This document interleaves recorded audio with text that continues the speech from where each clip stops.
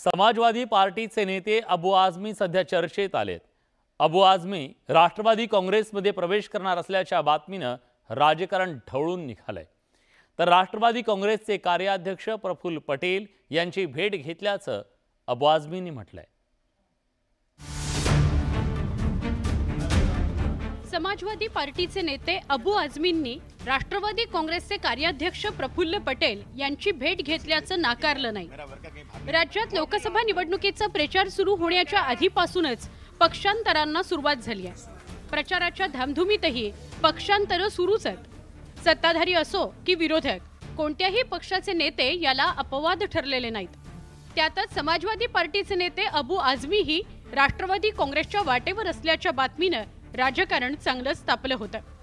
अबू आझमींनी राष्ट्रवादी काँग्रेसमध्ये प्रवेश केला तर ईशान्य मुंबई लोकसभा मतदारसंघातलं गणित बदलण्याची शक्यता वर्तवली जात होती।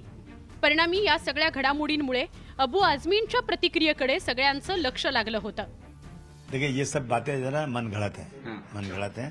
मैं आज भी जाऊंगा किसी से मिलने के लिए। इसका मतलब नहीं कि मैं जो है पार्टी छोड़ के जा रहा हूँ। देखिए, सत्ता पक्ष में बैठे हुए लोग जो है ना वही काम कराते हैं। हम आवाज उठाते हैं, काम उनसे होता है। तो अगर मैं सत्ता पक्ष के पास काम करने नहीं जाऊंगा तो मेरा काम कैसे होगा। प्रफुल्ल पटेल यांची भेट घेतल्याचं सांगतानाच अबू आझमींनी राष्ट्रवादी काँग्रेसमध्ये प्रवेश करणार नसल्याचं स्पष्ट केलं। अबू आझमींची समाजवादी पार्टी महाविकास आघाडीतील घटक पक्ष आहे। घटक पक्षाचा बडा नेता सत्ताधारी पक्षात जाणार असल्याची चर्चा शिवसेना ठाकरे गटानं उडवून लावली। चर्चेला तुम्ही यार मीडियावाले लोक कशाला उगाच हवा पाणी देता? ते पक्ष प्रवेश करता मला नाही माहिती ना।